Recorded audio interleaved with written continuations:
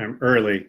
That's one of the things that I do. I like to get to places early in case I get lost on the way and just kind of check them out. And if I do something like this, which I'm doing for the very first time, I like to start early just in case I'm doing something wrong and I can try to fix it and be really ready to go when it's the right time to start.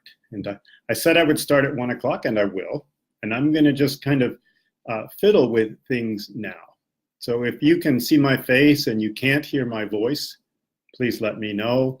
If you can hear my voice and not see my face, if something like that is going on, please let me know. If you have a question, you can put it, I think, in the comments section, and then I can try to answer your questions. I'm going to put a comment in here too, so I can see what that looks like. I'm going to say, I'm starting early. I'm going to ask, can you hear me? I'm going to ask, can you see me? Because I don't really know. Can you? I would like to spend today talking to people about ways that we can help ourselves learn. I know some people are beginning English and they ask me to help them, and I can help a little, but the most important thing is that you help yourself. Some of you are much farther along. Your English is really good, and you're more interested in like IELTS and TOEFL, and there's a lot of things that you can do to help yourself. And one of the biggest things that you can do is to help somebody else. So if you know somebody in your life who wants help with English, you can do that. If you participate in a group like some of the groups I'm in, or this page, Believe English, you can comment in English and ask questions in English. And that will help your thinking. And of course, it will help everybody else who can see your comments and everybody else who has your questions. And they're a little bit shy to ask. You can be the leader. You can be the one asking those questions. Hello, I see a wave. I'm guessing that means that you can hear me and see me. Can you? Can somebody type a comment that says I can hear you and I can see you so that I know this is working okay? I'm gonna type that in too, please. Can you comment, please? Whoa, I gotta spell comment right. And please. Yes, I can hear you. And I'm going to use a slash, which you probably shouldn't do, but I'm going to do it anyway. I'm a little bit lazy sometimes. 2 more minutes. If you have questions now, you can start typing the questions in the comments section, and I will start trying to think what my answer might be to your question. If there's another way that you're able to interact with the live stream, I don't know what it is, but you could tell me what it is, and I'll find out how to do it. All right, now it's getting on 1 o'clock. So I'm looking at my clock. I'm 2 hours ahead. I think most of the people who look at Believe English are in Vietnam, and you guys are 2 hours behind. It's 1 o'clock in the afternoon here in Kyoto, and it should be 11 o'clock in the morning in Vietnam, or 10:59 to be precise. And I've got my eye on my little clock on my computer. It's still 12:59 here, 1:00, I'd like to say officially. Let's see, I don't have a second hand on we don't have hands anymore in digital clocks. Come on, 1, where's my real clock? Looking on my phone from my real clock, maybe I have a second hand. Come on, second hand. Oh, it's 1 o'clock, hi. My name is Peter. I am the person who runs the page Believe English. Thank you for coming today and checking out this live stream. I do this on Facebook. I also post things to Instagram and anything that's a video I put up on YouTube. And there is a web page, believeEnglish.com, which has some of these things, but not most of them. Although it has some other longer things that are not on Facebook. I am from the United States, so if you're listening to my English, you're hearing American English, and you're sort of hearing like TV news English. The kinds of vocabulary that I use and the pronunciation of my English is kind of boring. It's not very distinctive. If an American person heard me speaking English, it would be difficult for them to say where in the United States I was from. Right now, I'm not in the United States. I live in Japan, in Kyoto, Japan, and I teach at two universities here, Toshisha Women's College and Osaka Jo Gakuin. Although the Japanese, they don't get on Facebook too much. They're really Instagram people. I used to teach in high schools in the United States. I taught ESL to immigrants, people who came to the United States when they were 10 and 15 years old and had not learned English yet. They would come to my classes and study English for 2 years sometimes, and then move on into the regular English classes. But now I'm here in Japan. I do visit Vietnam as often as I can. I have been to Vietnam several times. I have a lot of friends in Vietnam. And so I always want to reach out to people there who are studying. My very, very first students were people from Vietnam. I was working in refugee camps in Hong Kong and the Philippines and Thailand, and helping people who were getting ready to live in Canada, the United States, Australia, places like that. And now I'm doing what I can online.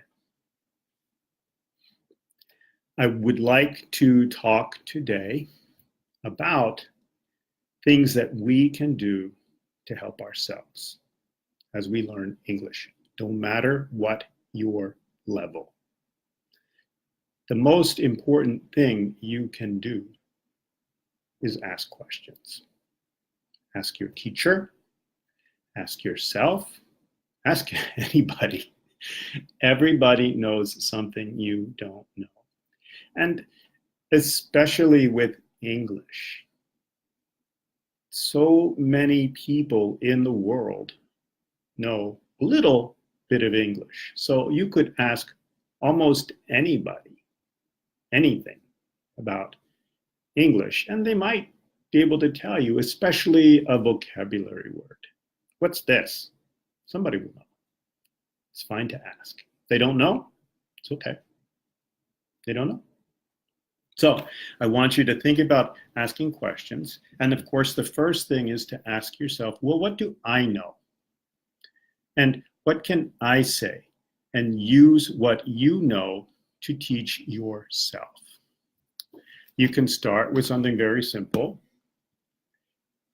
Here's something that I got from my students at the end of class. It's very sweet.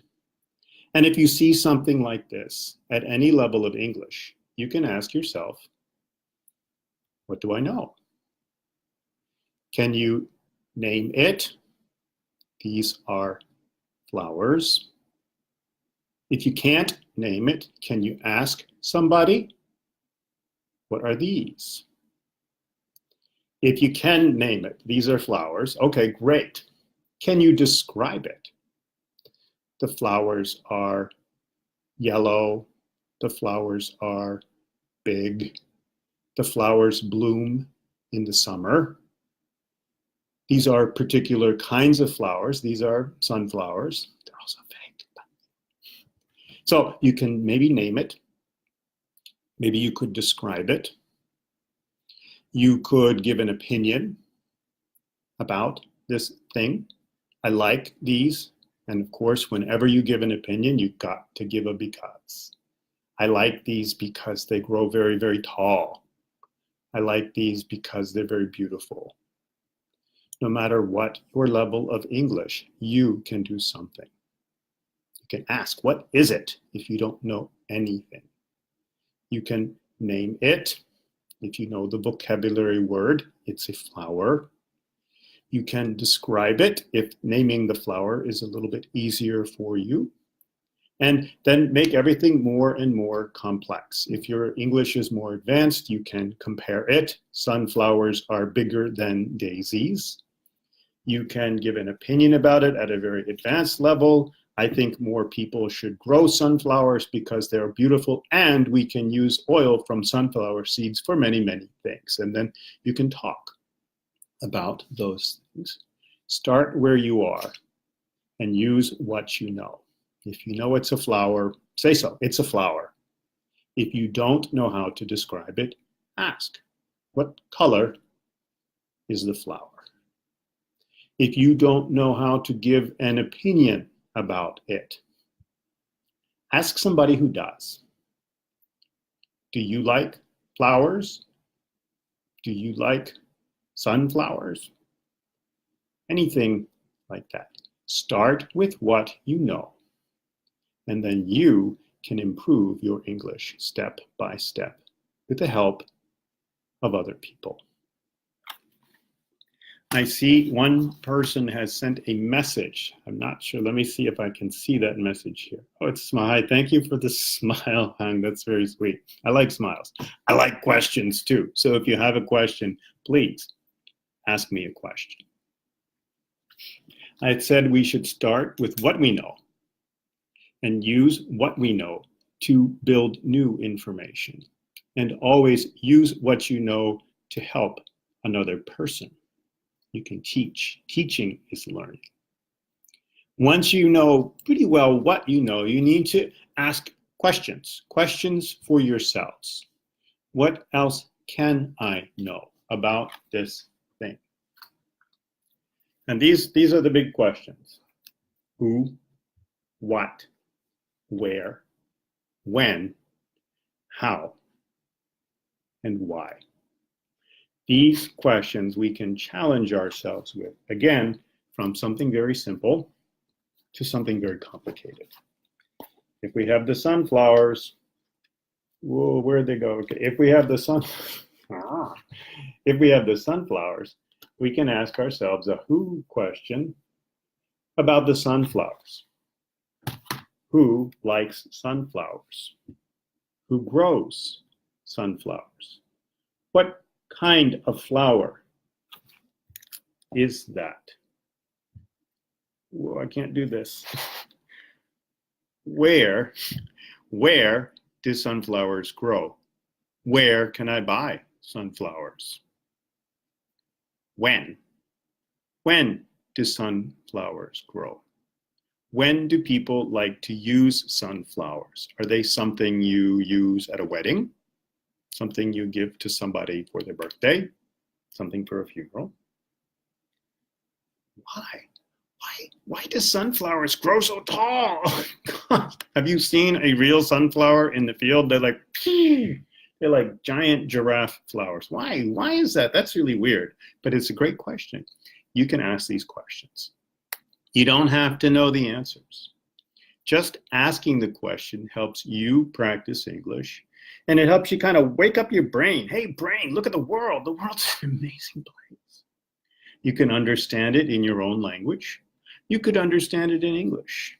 And if you can understand it in both, that's really good, because the way that we see the world in English is always going to be a little different from the way that you see the world in your language. And the last question is always how, a how question.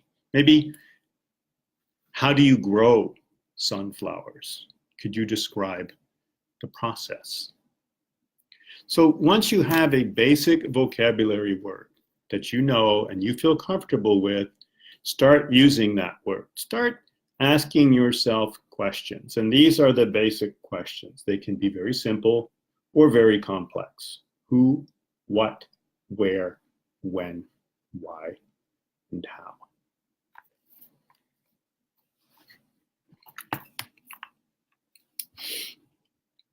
And do this with a friend. Whatever you know, Somebody else knows something that you don't know. And whatever you know, you will make a mistake. We all make mistakes. I make mistakes. I'm sure if you were listening right now, you've probably heard me make a mistake in English already. And if you look at my comments, I better check them now. Let's see. There's probably a mistake in there too. It's very easy for us to make mistakes. And it's very, very difficult for us to see our own mistakes. One reason is our brain already knows what we're doing, so it's not really paying attention. If you speak Vietnamese and you make a mistake, your brain just ignores it because your brain already knows Vietnamese and your brain knows what you are trying to say. If you make a mistake in English, you might panic a little bit because your brain is on alert. You sort of have this idea, I don't speak English. And so if there's a mistake, your brain goes, oh my God, there's a mistake, you don't speak English. Your brain is watching for that. And it's not watching for mistakes in Vietnamese. They're very, very hard to hear. So we need a friend. We need a friend to watch us, to sort of be our outside brain. And our friend will hear and see the mistakes that we can't hear and that we can't see. And that's in the first video that I posted recently in a group, and it's way back somewhere on the Believe English page. And that's who I am. I'm Peter. I'm the guy who runs Believe English on Facebook, Instagram, and there's a website too. One of my favorite videos is everybody in the world can communicate with me. And that's a video where I suggest you take your phone. I have an iPhone, but I think every phone, I know every phone has a feature like this. You want to record, whoa, that's the wrong one. You want to record yourself. On the iPhone, it's called voice memos. Just open that thing up and record yourself. Hi, my name is Peter. I'm doing a live stream broadcast for the very first time on Facebook. Record yourself. Listen to yourself. And write down exactly everything that you hear. Hi, my name is Peter. I'm doing a live stream broadcast for the very first time on Facebook. Write it all down and then look at it and get a friend to look at it too. You will find mistakes. Fix the mistakes and then record yourself speaking a second time. And you'll hear yourself already speaking English a little better. And it's your voice. It's not my voice. It's not Peter or your teacher repeating the sentence better than you can. It is you repeating the sentence better because you can. And that's what's so important. And it teaches your brain to pay attention to yourself, to know that you can fix your own mistakes. That's what that video is all about. And it's a very simple process. And it's one we can all do, and anybody can help you to do it. So I've put that out there. I think that you really should help yourself. You should have a friend who can help you. And you can do this at any level of English. If you do a recording like this, you can share it in one of the many groups online. And of course, you can share it at Believe English. You can make a visitor post. You can put up your recording, or you can make a movie of yourself.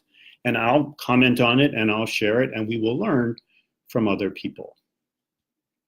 When we do this, we show ourselves that we can help ourselves. That's where the helping is going to come from. It's going to be what you can do for yourself. And again, one of the most important things you can do for yourself is asking questions. I'd love if you ask me some questions, and I'd be happy to try to answer them now. You can do that by typing in the comments section a question that you have about English, and I will try to answer the question. One of the things I know that people do like to ask about is pronunciation. I'm not oh my God, what's that? Everything cool? I'm not a big pronunciation person. I don't know how to talk about the mouth stuff. I think a lot of native English speakers, it's difficult for us. It's kind of like seeing your own mistakes. We don't know what we're doing. We're just making those sounds. If you have a teacher who is not a native speaker, it's really great because your teacher is thinking very, very hard about how can I make these sounds? And your teacher understands in a way that somebody like me can never understand. How'd you do that? How did you make that sound? So it's great to get some thoughts from people, especially somebody who speaks your first language, telling you about how you can make English sounds. People like me, we're pretty good for listening to you and telling you what we think about your sounds.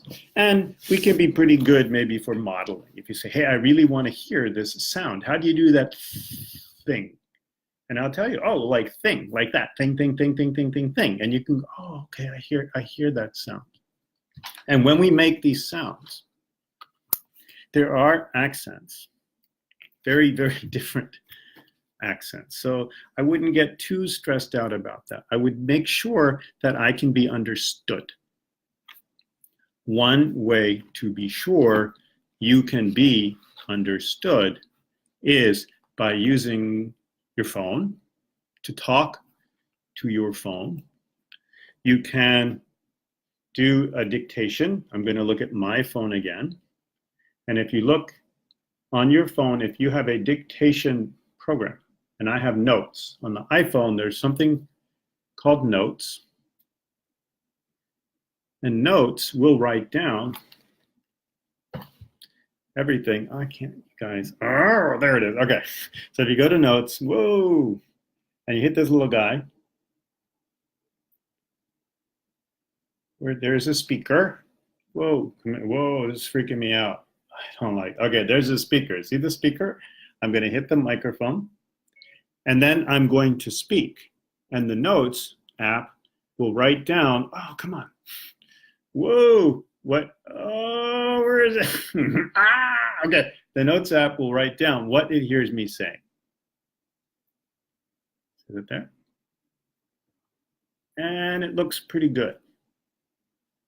If the phone can understand you, probably a person can understand you. So here's one place to start. The next thing that you could do, I forget if I can do this on my phone, and this is a little more fun, is searching on Google. Google has a voice search function. Oh, here, good. Whoa. Okay, there's a microphone here. Do you see the microphone? You hit the microphone. Doughnut. I'm going to search Google. According to Wikipedia, yes. a doughnut or donut is a type of fried dough confection or dessert. That's awesome. Food. Google could understand me. And it's even a little more fun, I think, is to search by images.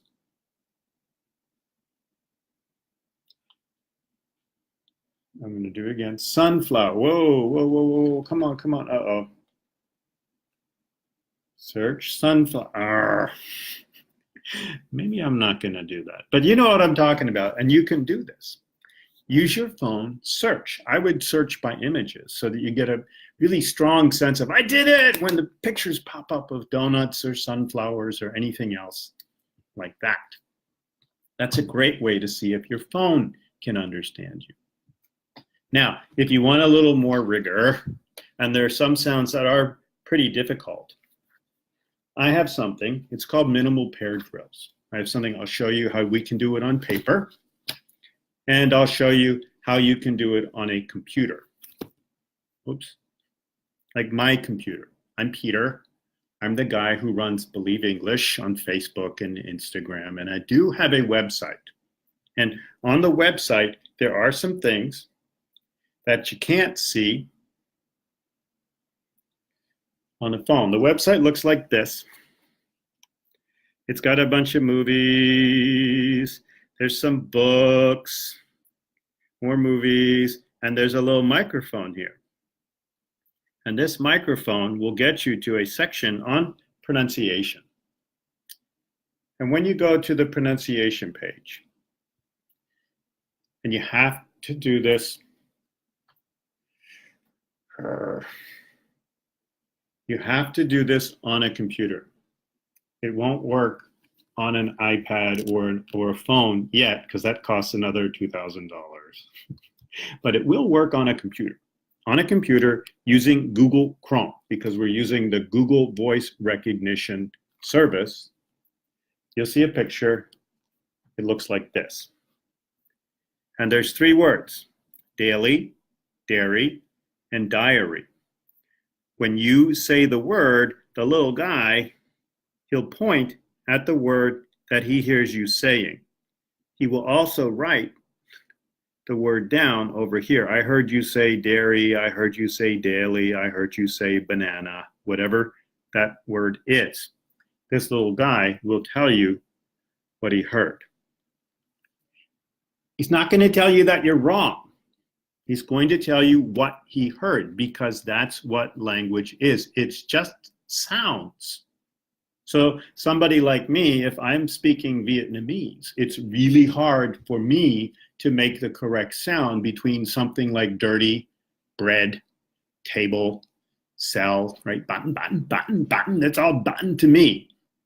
And maybe I'm trying to say friend and I'm saying bread. Bun, bun, bun, bun, bun. And what's this guy talking about bread for? So you understood me. I was saying bread. You didn't understand what I wanted you to understand. I wanted you to think friend. But I was making a sound, a Vietnamese sound. And that's what something like this will let you do. You might be saying the word dairy really, really well. Maybe you want to say daily, but it's not happening yet. That's okay. You know how to say dairy. And that's what I will let you know. And that's what this little guy will let you know. Hey, I heard dairy. And you can keep trying until you're saying daily and the little guy is hearing daily. That's how this works. It's kind of fun on a computer.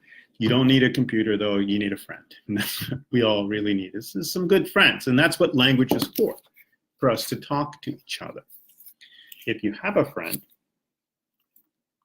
who wants to practice English, I know you have friends, then one thing you can practice for pronunciation is called minimal pairs.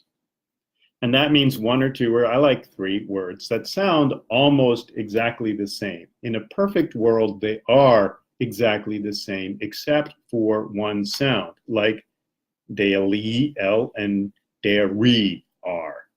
Diary is a little different, but I put it in there because I think it's pretty close to these 2, and it's an easy sound to mix up. So you write them down on a piece of paper like this. 1, 2, 3. And then you start to practice. One way to practice is you say a word.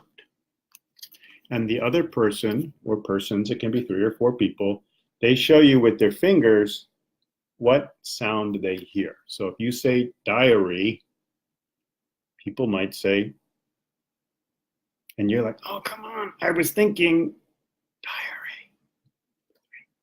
But nobody heard me. So you know that you need to change the sound. And you can experiment and keep changing the sound until you say diary and everybody goes 3. And you know, cool, I got it.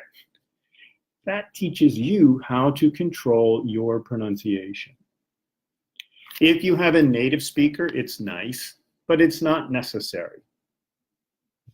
The important thing is you learn how to listen to yourself, and you learn how people hear you, and you learn how to control your sounds. You can do it backwards too. With a teacher, you can ask the teacher to say certain sounds. You could do this, and the teacher, me, might say daily, daily, diary, dairy. You can just ask to hear the sounds that you want to hear until you are ready to try speaking the sounds. And we can do it in reverse. And this might be something that's nice to do if you have a native speaker, where I would say the sound and you tell me what you hear. And then I might let you know what I'm saying. So I might say a sound and I'll say it and then I'll count to 4 and then I'll tell you what I was really saying. Dairy, dairy.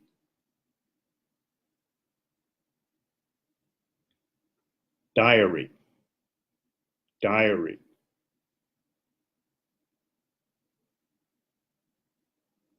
Daily, daily. And you can go on and on experimenting like this. These things are called minimal pairs. So, and there are long lists of minimal pairs. So if you have a particular word that is difficult for you, you can put it in Google and Google dairy minimal pairs. And you should get a list of words that are similar to this. You can also find them yourselves, ask your friends what words sound the same, or if you're talking to people and they keep misunderstanding you, you already know the 2 words you need to try to learn. The word you want to say and the word people keep hearing you say. So those are called minimal pair drills. They're a great, great, great way to practice pronunciation. My name is Peter. I'm the guy who does the Believe English Facebook page, and it's on Instagram. And there's a web page too that doesn't have the Facebook stuff. It's got some longer, a little bit more complicated stuff. I'm doing live stream for the first time. It's kind of cool. I would love to get questions from you. If you have a question that you want to ask about English, I think you can put it in the comments section. I hope. I have not seen a question yet. I did see somebody wave, and I'm guessing if you can wave at me, you can also type in a question. If you can't type in a question, I don't know, I'm sorry. Send me a message, and later on I will see from you, hey, I wanted to ask a question and I couldn't, and then I'll know, okay, that's a problem, and I'll think about how I can fix it. Whoa, why does this say there's 32 comments and I don't see them? All right, oh my God. I'm not a very smart guy. I see a lot of questions. Let me go through them very quickly. Sorry, I'm in ding dong. Huang asks, where am I living now? I'm from the United States. I'm from Washington, D.C. So my pronunciation is kind of very plain American English. And there is no strong accent. Somebody from the United States listening to me probably would not be able to tell you where I'm from because I just sound like duh. But for you guys, in some ways that's kind of good. This is like dictionary English. I live in Kyoto now in Japan, where I teach at some colleges in Japan, in Osaka and in Kyoto. Hi, fam, thank you. She's asking too, now I live in Kyoto. Kyoto is really beautiful. If you look at the Believe English page, you'll see lots and lots of pictures of Japanese things and lots of flowers and animals because Kyoto is surrounded by mountains and Kyoto has 2 rivers running right through the city. So every day I see the city and I see these rivers and I see birds and these great flowers. It's really great. Oh, cool. Somebody mentioned the flowers. You did not mention them by name. The name of the flowers that you said that you love, they are yellow and they're sunflowers. I like sunflowers too, especially real ones when they're really, really tall. But it hurts because you try to look at them and your eyes get like, whoa, because of the sun. Somebody, Fam, asked me again why I want to make this video, and I want to learn how live streaming works. I have never done this before. I think that people like it. And once I learn how to use it better, I think maybe you will like it better too, because I did ask for questions. I didn't see you guys asking them, but you were asking them. And now I figured out how to find them, and I'm looking through the questions now. And it's nice to hear from people right away. And some people, sometimes they have a question, you know, and you want to ask it, and you want to know the answer right now. And the live stream is a place where that can happen. If you ask a question on a web page like Believe English, I might not answer the question until the next day or a week later, and that can be kind of frustrating. Hoa likes my hoa. I mean, thank you. I like them too. I don't like taking care of plants. I'm not good at it, but I like that they're here. Kevin asked me if I know Vietnam, and I do know Vietnam. I've been to Vietnam many times, and I love getting back to Vietnam. I used to work in the United States teaching in high school to people from Vietnam who had immigrated to the United States. And now, even here in Japan, I do see Vietnamese. There are quite a few Vietnamese living and working in Japan, and some of them go to my college where they learn English and Japanese. These guys are really smart. One person, Denny, asked me about stuttering when speaking another language. I happen to know Denny, and I know that he doesn't stutter in English. So I wonder, I'm thinking that that must just be hesitancy, like thinking out loud like that, like when we're kind of thinking and we haven't decided what we want to say. And sometimes we do in English, in Japanese, ne, like that. And sometimes we kind of stop on a word. That's my first thought, but I'm not a speech pathologist, so I don't know. There may be a much more complex and better answer. I'll have to look into that, and I will. I'm going to make a note for myself so that I know things that I can talk about later. Do you take notes? I hope you take notes. Taking notes is awesome. Okay, so I'm looking slowly through the questions. Denny was talking a little bit more about stuttering when speaking another language, and he says he tries to control it sometimes by speaking slowly. I think, again, because I know him and I know how he speaks in English, that maybe when he's doing that in another language, speaking more slowly can be helpful. But speaking slowly gets kind of weird. I made a post 2 days ago where I tried saying something in my normal speed, and I tried saying something a little bit more slowly. And right now I'm trying to be a little slow, but I forget and I get faster and faster and faster. When we get too slow, people can't understand us because every word sounds the same and they don't know what to pay attention to. It's kind of the opposite of stuttering. So I wonder, but I think it's good. If it's about controlling your voice, start there, get your voice under control, and then when you feel confident, you can move on to speeding up or doing whatever else it is that you want to do in English.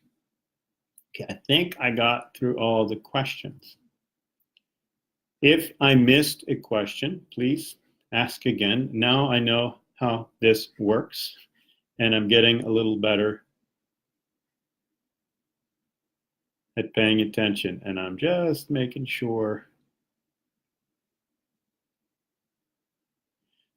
Okay, so Phuong is talking about her vocabulary and the problems that she has sometimes when she wants to translate Vietnamese into English. And that's interesting. I think especially if you're translating, which would be paper on paper, you have time to go back and check things. So it's okay if you forget something. And that may be fine. Your brain is kind of trying to think in two languages at once, and that's really hard. So you kind of want to think in one language, get the idea out, go back and check in the other language. If you're translating right now, like simultaneous translation while somebody is speaking, that's very, very difficult. And that's a very special art. And good luck, I don't know what to say. It's just crazy. But it's good to get your brain to be focused in one language. Which I try to do if I'm speaking Japanese or Vietnamese or Spanish. I try to be thinking in those languages too, so that my brain is not switching back and forth. And then I don't forget, because I can't forget, because I'm only thinking about the one thing. Yep, just asked about the website. The website is Believe English. with only one E. I'm going to type it into the comments, I think, believe, but I hate spelling the word believe. I should have named my website something else because I don't spell so good. Where'd it go? Oh, there it is. Oh, there's the website. The website has some things that are a little bit longer. There's some quizzes on the website. I'm looking for it again here on my iPad. The website has this minimal pair pronunciation drill. The website, okay, I'm not looking at my iPad, it's driving me crazy. The website has some quizzes. It has some places where you can look more slowly at some sample sentences and look at the grammar. The website has some cool pictures that I'm going to show you here. Some pictures to help you think a little bit about what do I do with English. And this is something that I suggest for people of any level, which we were talking about before. If you're a beginner, maybe you know that this is a dog. You can name it. If your English is a little bit better, you might know synonyms and antonyms for dogs. Synonyms are words that mean the same thing, or pretty close, like pooch and pup and flea bag, hound, and canine. Or you may know antonyms, words that are the opposite. Cat isn't, well, it's what we think of. Cats and dogs are enemies. So I would put it in antonyms, a wolf, maybe a robot. If you're even better at it, you might think, well, what are 10 words I can use to describe dogs? And list those words, and then challenge yourselves to put some, but you don't have to do all, of those words into a sentence. This kind of stuff is on the website. And I would encourage you to take a look at it. Everything is free. I'm big on free. I want really people to learn and to be happy learning, and I'd like to help people to learn. So that's why I think it's great we can do things like this on Facebook or Instagram or the website. And now I'm teaching at universities in Japan, so I have a little more time now. I may use some of that time to get the website more up to date, especially today. If some of you go and look and you think the website is worth doing more with, you can certainly tell me what you want me to do and I will do it. You can make comments and questions on the Believe English page and say, hey, can you show me where this is on the website, or can you add something to the website? I'd be happy to do that. One thing that is on the website, there's a books button. I do have some books that are on Amazon. And these are things to help us learn. And these are also on PDF. So if you see something that you like, you don't have to buy the book. It's a little bit complicated right now. The books are printed in Australia or the United States, and then they're mailed, and it takes 2 weeks, and it costs a lot of money, and it's kind of blah. But it's cool. It's a book. I love books. I love holding books. So I have books that I can hold, and if you would like a book that you can hold, book that you can hold, you can get a book that you can hold too. That's me. Does it look like me? A little bit? Oh, that's when I'm upside down. How about when I'm right side up? Does that look more like me? A little bit. And you can also print them out. You don't even have to get the whole book. You can just get something that you like. If one page is really interesting to you, you can get a PDF and you can print out these pages. And on the website,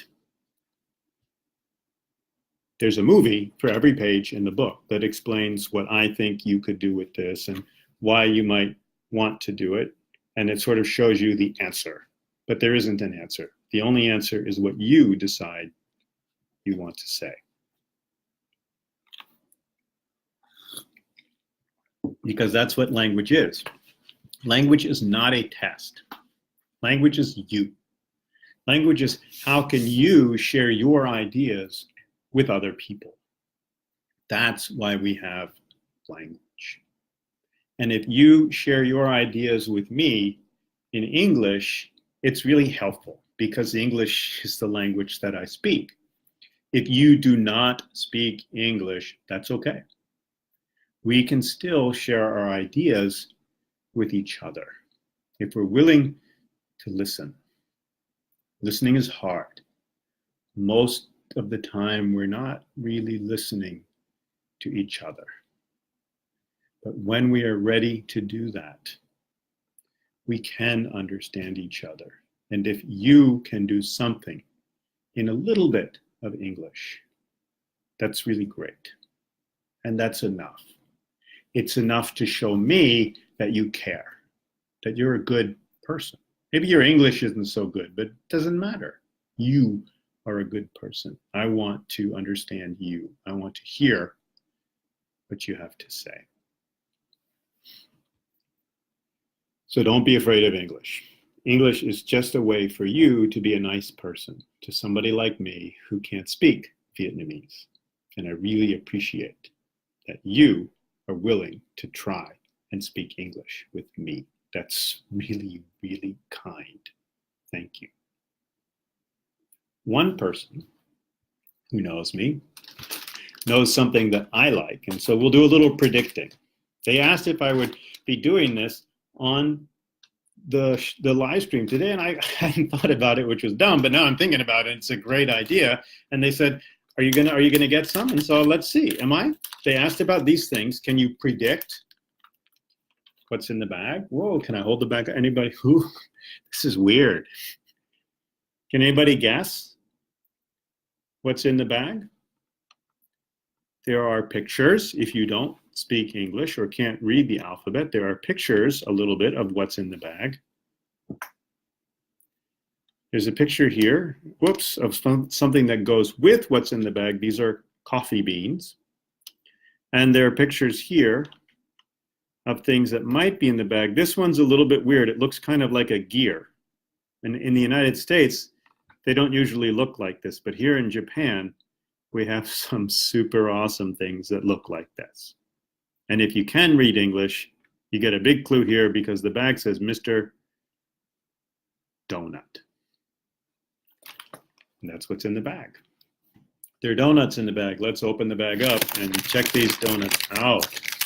All right, I'm going to open the bag and see how these donuts look, because I love donuts. And one of the people who asked me about the live stream said, hey, Peter, are you going to get some donuts for the live stream? And I thought, yeah, I will. In fact, I'll get some donuts just for me, but I'll share a little bit with you now and show you. One of the donuts in here, the kind of funny shaped donut here, is this donut. And this is again where we can practice a lot of English. At the beginning level, you can say, well, what is this? This is a donut. If you don't even know that, you can ask, what is this? That's English, asking, what is this? And somebody can tell you this is a donut.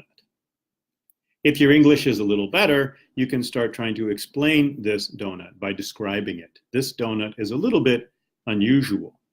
It doesn't look like most donuts. Most donuts are one circle.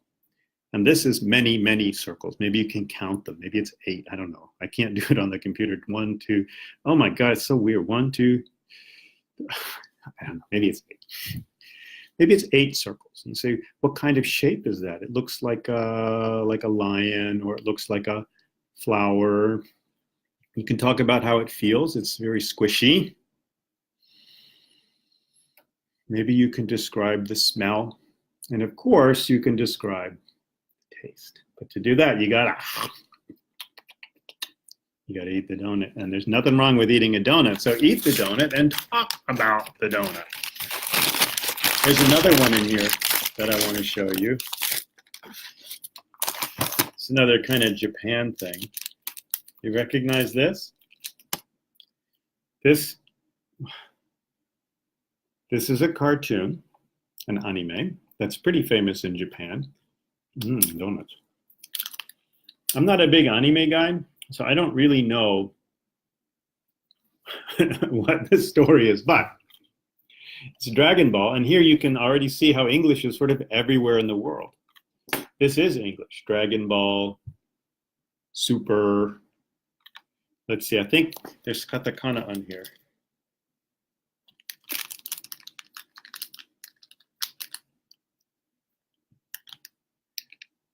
Friday, that's English. You probably have a lot of this in your country too, especially on advertisements. A lot of things will be in English, even like in Japan, in the English alphabet. Japan's pretty exhausting for Japanese people, but super Japanese people, because they have so many alphabets. They have to learn my alphabet, A, B, C, D, E. They have to learn Chinese characters, like these guys. They have to learn this stuff. Maru, this is a different alphabet. And they do have to learn, oh, down here. Oh, God. Let me see if I can get it for you. This one. A little bit straighter. Dragon Ball. So they have to learn how to read Dragon Ball twice. In my alphabet and in a special alphabet that they have. So there's a lot of hidden English in Japanese stuff. I just saw made in Japan hiding at the bottom of this donut bag too. There's English everywhere. These are my English donuts, and then we can describe this donut. This donut's pretty interesting. It's got different kind of texture. It's got two colors, black and white, and each color is a flavor, chocolate, and I think coconut. And it's a circle, and so each half is a semicircle, and there's a lot of different ways we can do donuts. And we can look at, well, what sound? We talked about taste as sweet and smell, the way a donut smells and the way it feels, but what kind of sounds do donuts make? I'm not going to eat the donut and that's kind of gross. I'm not going to do that right now. Maybe later. I do have Eat Your English videos though, where we talk about that. But look at a donut. Donut's like, oh! Donut is the O sound, and is the sound we make when we're excited about eating something. It kind of means delicious. Yummy. So what kind of sounds are there associated with donuts? So I'm glad I was asked about the donuts. I got the donuts.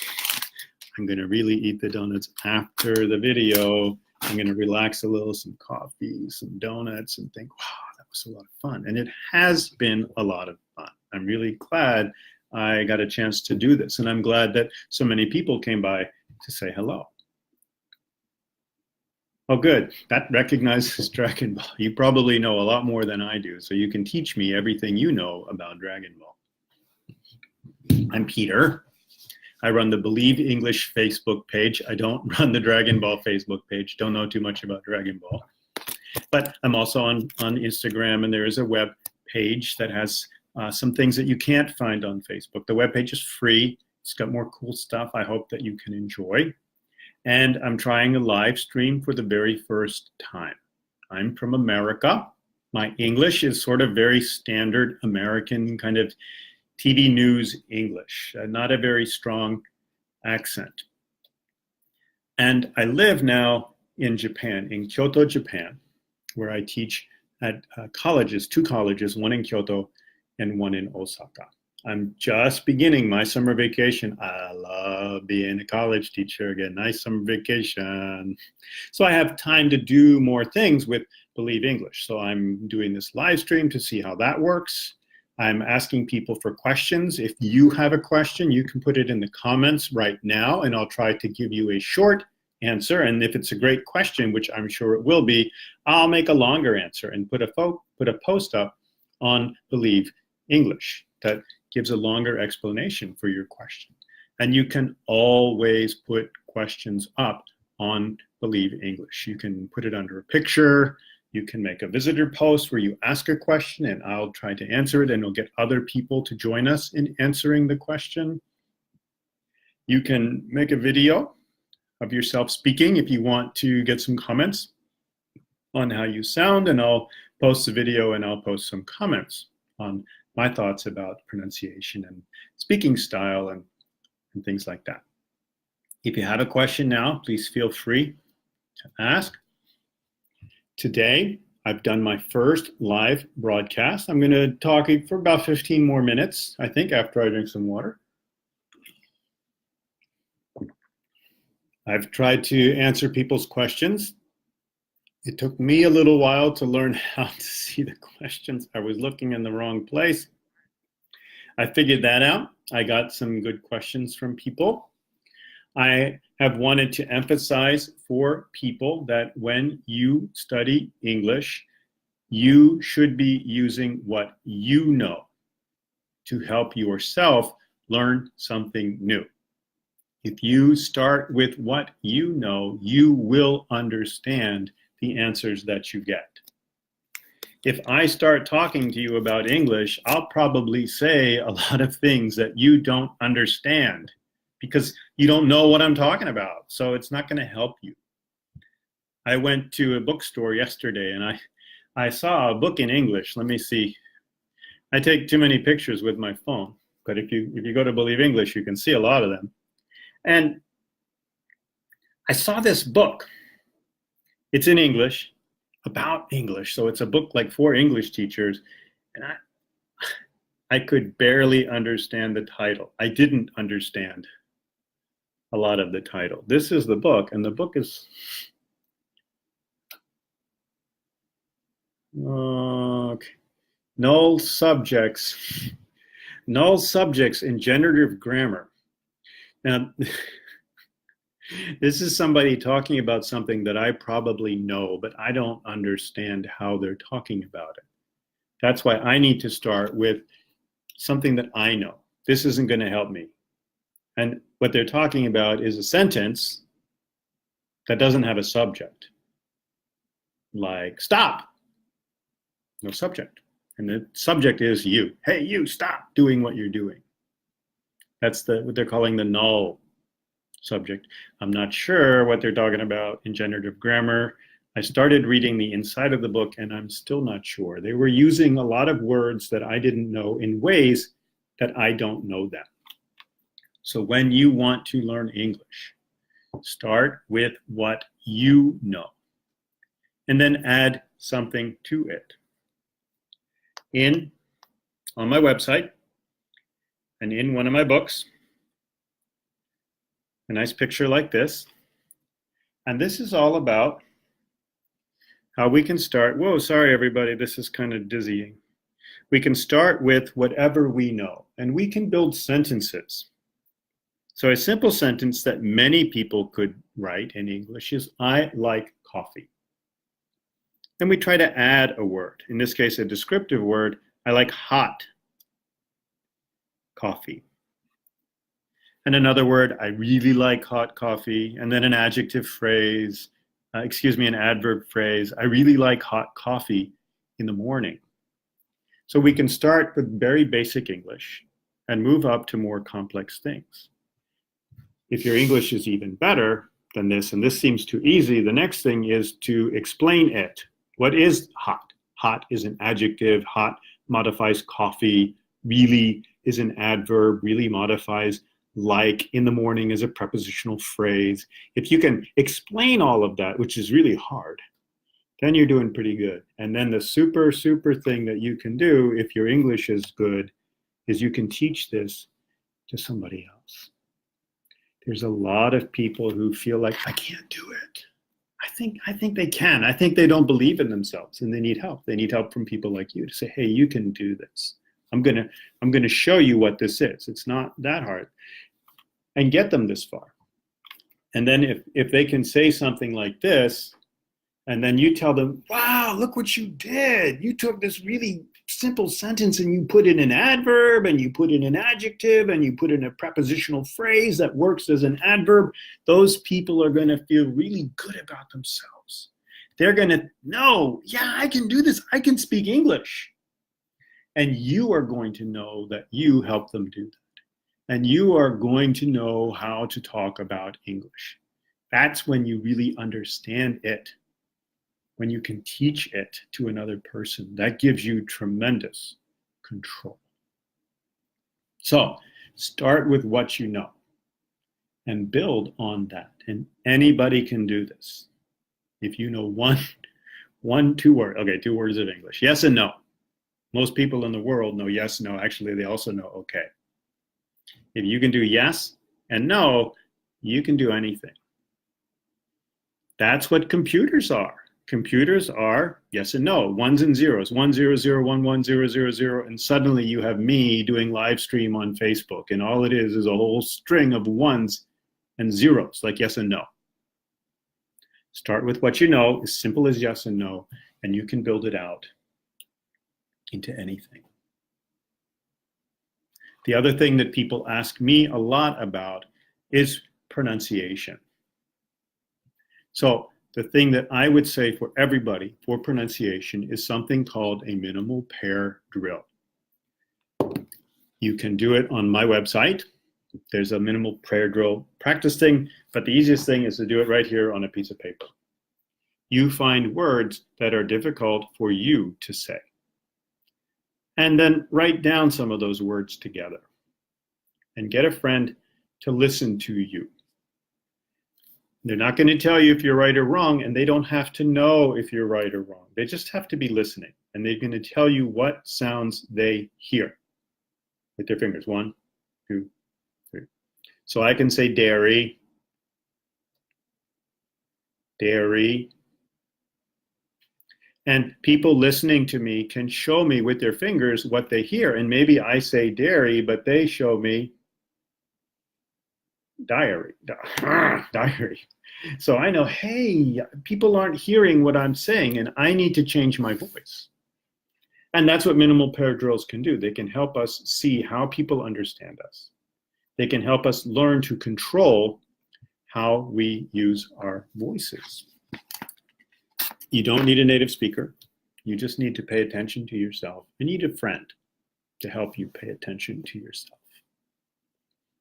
I'm going to finish in about 5 minutes. If you have a question, ask away. I'll still answer your question. If you have a question and you want to ask it later, you can ask it later on the Believe English page. I'll be happy to answer it there. I have one question. Occasionally I see the little happy faces and likes, and that's really sweet, and it's great to see. It's nice for me to know how people are responding. Sometimes I see a couple angry faces. I see this emoji, come here emoji, but I don't have any context. The likes and the hearts, I can kind of like, yay, they like me, yay, they think this is good, and that's nice for me to know. But when I see a face like this, I don't know why. So, okay, I've just been asked about my accent. I'll get right to it. When I see an unhappy face, if you make an unhappy face, that's good. You should make that face. It's even better if you can comment on what's making you unhappy. Am I speaking too fast? Is the vocabulary too complicated? Is it boring? You want like singing and dancing and donuts? You got to tell me what you need, and I'll do that. One person has just given me a question, so I want to speak to her question before I finish. And this is again about my accent and how to practice having a good accent. My accent is kind of very boring. I'm from America.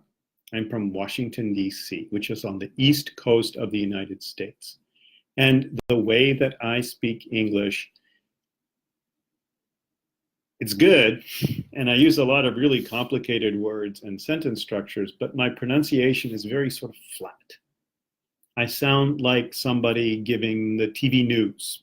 There is no accent. If an American person heard me speaking English and you said to them, hey, where's he from? They would say, I don't know.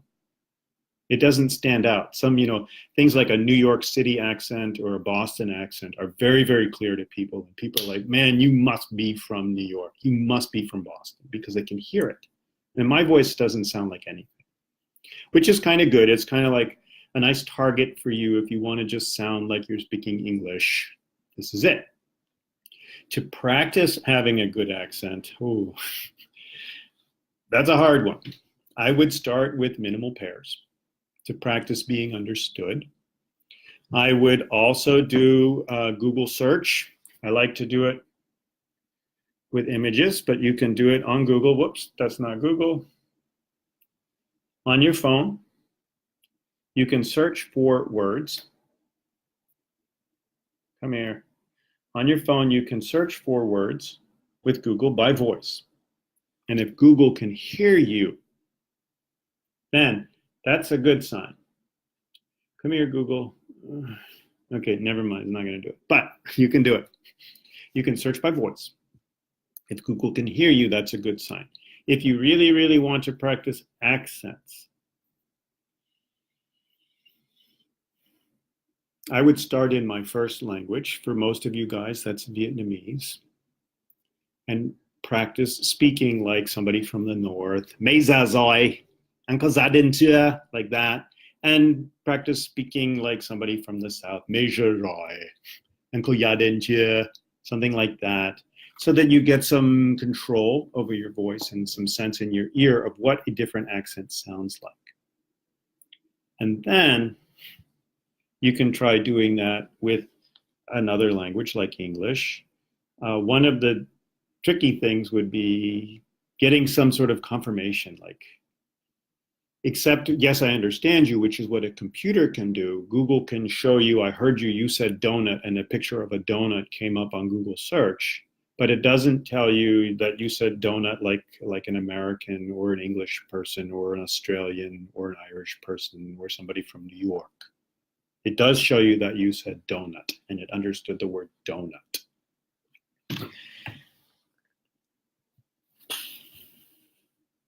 If you have a lot of different native speakers around you, you could play a guessing game with them, maybe, and try to get them to guess what accent you're mimicking. You could listen to them and try to mimic their accent. I would try to make it more fun and not serious. Not, I have to sound like this, but it's kind of silly. Let's try to talk like we're from London. Let's try to talk like we're from New York and enjoy it. There's a great movie that I think you can find in pieces on the internet, and you can't find the whole thing in one piece. It's called American Tongues. Now I have to spell the word tongues. Oh God. I think I spelled the word tongues right. Where do my, oh, there it is. Sometimes my comments go away. That's right, Liam. If you can talk to Siri on your phone, it's the same thing. American Tongues will show you all the different American accents, not all of them, but a lot of the very, very different American accents. And you can try to copy them. And if you have a native speaker to do that with, it's more fun. You're laughing, you're not testing the native speaker, and you're not testing yourself. You're just having a good time. And you could do that in exchange, of course. You could say, let's talk like people from Hanoi, let's talk like people from Hue, let's talk like people from Ho Chi Minh, and do that with the foreigner so that we're kind of exchanging this pronunciation practice. And it's a game. And that's all it is, and it's fun. So we can really enjoy it and we're not freaking out. The key thing is to be understood. Talking to your computer is a great way to do that. One person just commented that they do it with Siri on their iPhone, which is good. It's good because Apple's voice recognition system is different from Google's voice recognition system. And if you have an Android phone, it may have an even different, another voice recognition system. So it's nice to know if all of them can understand you. You can have a computer and phone party with your friends, and everybody brings their different phones and computers, and try being understood by all of the machines. If somebody has Alexa or something like that, you can try that too. So those are my short, brief ideas. I'm sure that I can come up with better ideas, and I'm sure you might still have questions, and especially the angry face people, something that you didn't like, please let me know what it is, and I'll try to find a way to make it something that you do like. I'm gonna stop talking in just a minute because I got a bag of donuts I gotta eat. Can't wait. But thank you for watching some of the live stream today. It was really nice to see people out there and to get questions from people. My name is Peter. I run the Believe English Facebook page, and it's on Instagram, and there is a website. I live in Japan. I'm from the United States. I'll definitely try to do this again. Until I do, I hope that you will look at my page and ask your questions there and comment and help other people find answers to their questions, because that's how we learn, by helping each other. Thank you so much. See you next time.